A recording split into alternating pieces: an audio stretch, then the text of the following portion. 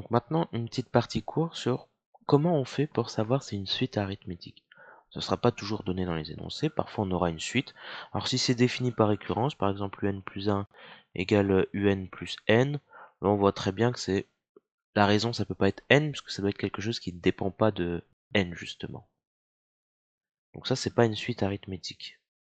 Bon, si c'est un plus 1 égale un plus 5, ah, là on voit bien, on rajoute toujours, on prend le terme précédent et on rajoute toujours le même nombre. Donc plus 5 c'est bon. Là on voit bien que quand on a une formule par récurrence, généralement, c'est assez facile à voir. Sur des exemples comme ça, de début de chapitre, on verra plus tard qu'il y a des exemples un peu plus compliqués. Maintenant, si je vous donne une suite, par exemple la suite un définie par un égale à n carré, est-ce que c'est arithmétique? Alors première étape, c'est de se dire, je vais calculer u0, u1 et u2. Je vais calculer les trois premiers termes et je vais voir si pour passer de u0 à u1 et de u1 à u2, je rajoute toujours le même nombre. C'est la première chose qu'on va faire généralement quand on veut regarder si une suite est arithmétique ou non. Sur les trois premiers termes, on regarde si on ajoute toujours le même nombre. Si on ajoute toujours le même nombre, on pourrait dire, bon, peut-être que c'est une suite arithmétique. Par contre, si on n'ajoute pas toujours le même nombre, c'est fini, c'est pas une suite arithmétique, puisque une suite arithmétique, c'est on prend le terme précédent, on rajoute un nombre. Mais il faut que ça soit tout le temps le même nombre. Donc on calcule u0, c'est 0 au carré, donc parce que un c'est n au carré, donc je remplace n par 0, donc u0, 0 au carré, donc 0, u1, 1 au carré, donc 1, u2, 2 au carré, donc 4.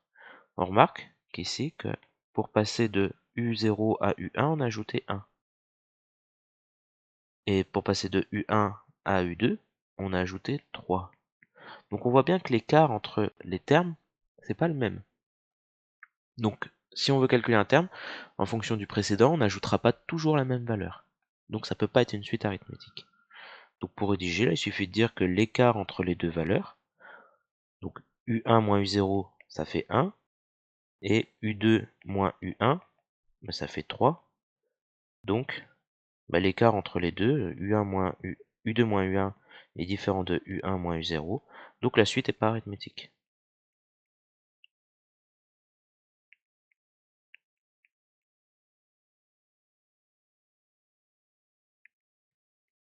Généralement, les suites qui ne sont pas arithmétiques, on pourra le voir à partir des trois premiers termes.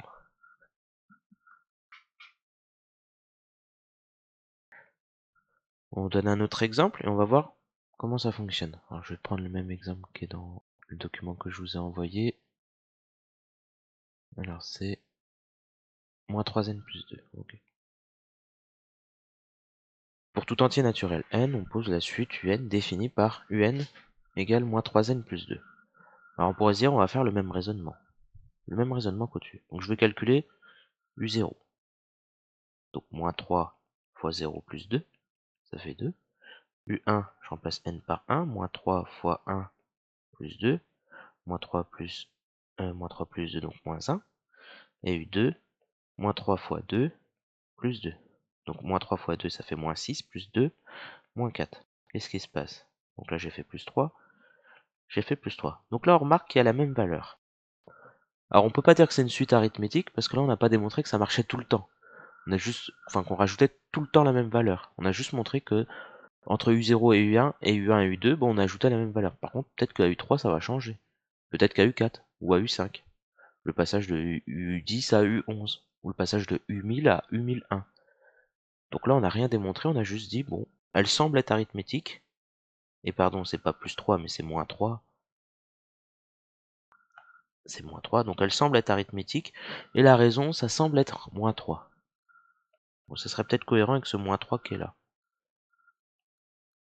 Alors quand on a fait ça, on n'a rien démontré. Maintenant, on va démontrer que c'est une suite arithmétique. On aimerait bien que ça le soit, en tout cas. Donc, petit rappel, pour que ça soit une suite arithmétique, il faut avoir un plus 1 égale un plus la raison. Ça, c'est la définition d'une suite arithmétique, il faut pouvoir avoir ça. Donc j'ai besoin de un plus 1. J'aurai besoin de un, et ce qui me permettra d'avoir la raison. Donc pour avoir la raison, qu'est-ce que je fais? Je fais passer le un de l'autre côté, c'est-à-dire que je veux calculer un plus 1 moins un. Je peux avoir ça, Et grâce à ça, j'aurai la raison. Donc il faut faire un plus 1 moins un, et ça me donnera la raison. Donc déjà, première chose, je calcule un plus 1. J'ai déjà. Je vais l'encadrer ici, en haut. Donc pour avoir un plus 1, c'est pas très compliqué, il suffit de regarder, donc qu'est-ce qui change? C'est le n que je change en n plus 1. Donc très bien, j'ai changé mon n en n plus 1. Donc moins 3, facteur de n, donc facteur de n plus 1, plus 2. Alors si j'écris ça tel quel, le moins 3 est seulement multiplié au n, donc j'oublie pas de mettre les parenthèses pour dire que je multiplie à tout ça. Je développe au maximum, moins 3n moins 3 plus 2, et j'obtiens moins 3n moins 1. Et ensuite, j'ai fait un plus 1 moins un, donc moins un plus 1 moins un, donc moins 3n, je réécris en moins 3n moins 1, moins, et je retire un, moins 3n plus 2. Là, je retire tout ça. Je ne mets pas les parenthèses. Moins 3n moins 1, je développe avec le moins devant la parenthèse. Donc moins 3n, ça fait plus 3n, et moins plus 2, donc moins 2. Je simplifie ce qui a simplifié. Les 3n se simplifient, moins 1, moins 2, donc ça fait moins 3. Autrement dit, là, j'ai calculé un plus 1 moins un. Un plus 1 moins un me donne moins 3. Et en faisant passer le un de l'autre côté, ça me donne un plus 1 égale un moins 3. Je peux dire que c'est plus moins 3. Bref, ça c'est exactement la définition d'une suite arithmétique qu'il y a écrit tout en haut du document de l'écran. Vous voyez bien, un plus 1 c'est un plus quelque chose. Là c'est plus moins 3. Donc là on a démontré que c'était une suite arithmétique. C'est une suite arithmétique et on a sa raison aussi.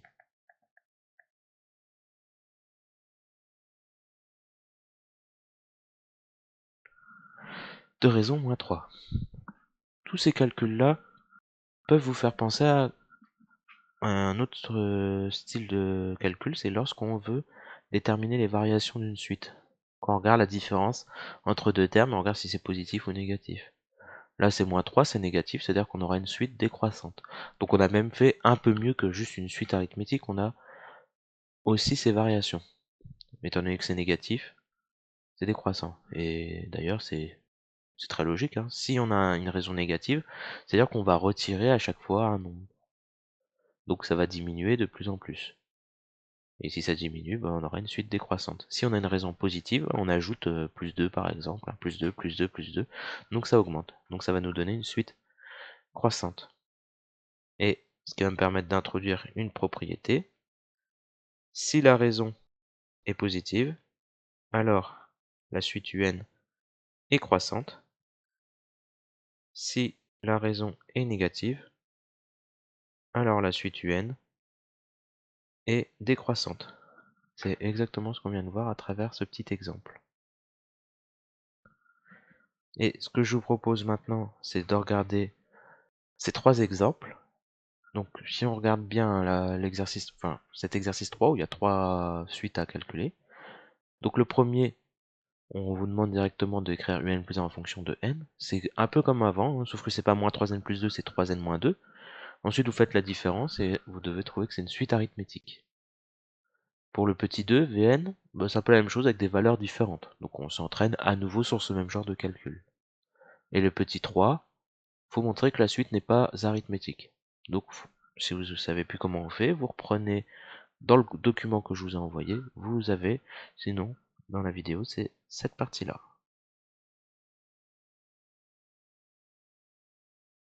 Donc voilà, je vous conseille de mettre sur pause, de prendre le temps de faire cet exercice, prenez 5-10 minutes.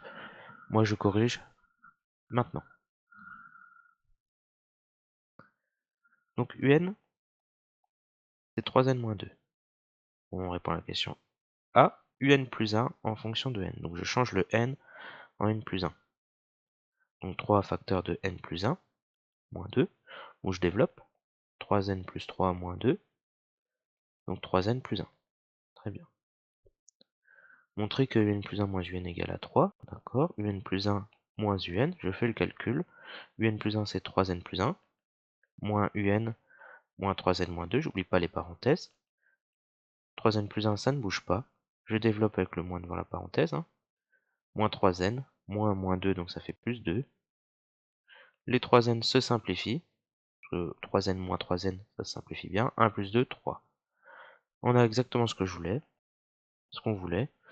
Donc un plus 1, c'est un plus 3. Donc la suite un est arithmétique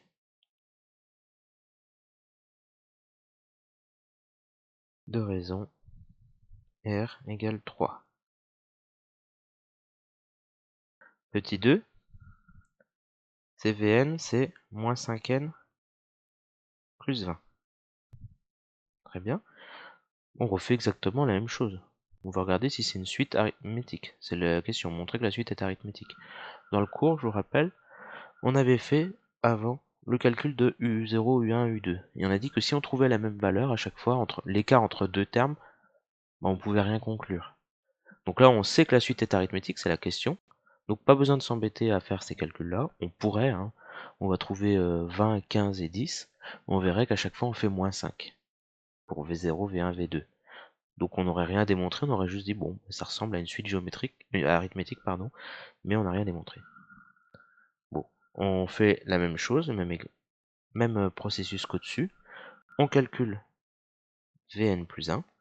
Donc pareil, si vous avez compris le 1, vous n'avez pas fait le 2, mettez sur pause et essayez de le faire vous-même. Il faut impérativement maîtriser ça, c'est pas difficile, il faut prendre son temps. Moi je continue. Donc moins 5 facteurs de n plus 1 ici. Pour Vn plus 1, j'ai continué le calcul. Et il y a le plus 20 à la fin. Alors je développe, moins 5n moins 5 plus 20, ce qui me donne moins 5n plus 15. Et maintenant, une fois que j'ai fait ça, la deuxième étape, c'est faire Vn plus 1 moins Vn. Donc, moins 5n plus 15, moins 5n plus 20. Et je développe tout ça, donc moins 5n plus 15, avec je développe le moins 5n, donc ça fait plus 5n, moins plus 20, donc moins 20. Les 5n se simplifient, 15 moins 20, moins 5. Donc, Vn plus 1, c'est égal à Vn moins 5. La raison, donc c'est une suite arithmétique de raison moins 5. Vn est arithmétique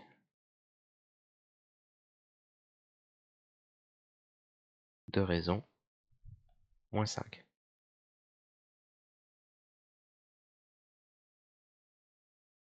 Voilà. Petit 3, on a la suite Wn, c'est 1 sur n.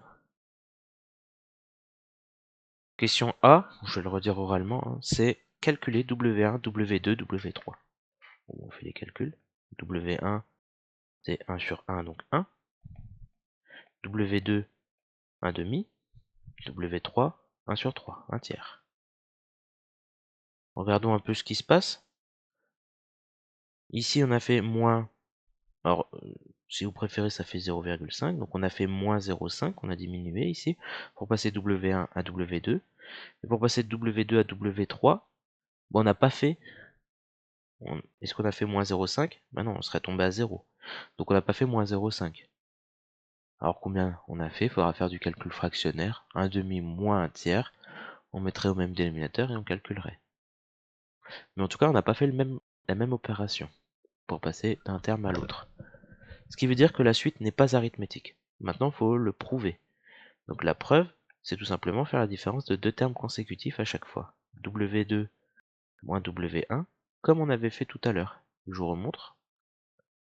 Voilà, c'est ce qui est encadré en bleu. On avait fait calculer U0, U1, U2. On avait fait U1 moins U0, on trouve 1. On avait fait U2 moins U1, on trouve 3. Et on a mis en évidence que ces deux résultats étaient différents. Ici. C'est ça qui est important. C'est que l'écart entre deux termes consécutifs est différent. On trouve deux écarts différents. Donc là, j'ai calculé W1, W2, W3, parce que tout simplement W0 n'existe pas, hein, donc ça commence en 1.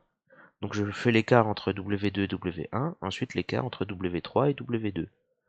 Donc W2 c'est 1 demi, W1 c'est 1, on a dit que c'était moins 0,5, très bien. W3 moins W2, donc 1 tiers moins 1 demi. Un dénominateur commun, ce sera 6. 1 tiers, c'est 2 sur 6, on multiplie par 2 en haut et en bas. Et 1 demi, c'est 3 sixièmes. On multiplie en haut et en bas par 3. Ce qui nous donne moins 1 sixième. Donc là, on voit bien que moins 0,5 et moins 1 sixième, c'est pas la même chose. Donc W2 moins W1, c'est différent de W3 moins W2.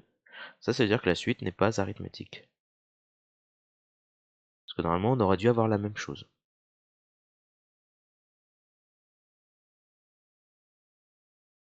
Normalement, en termes de calcul, c'est plus simple à démontrer qu'une suite n'est pas arithmétique. Il suffit de calculer 3 termes et de regarder l'écart entre les 3.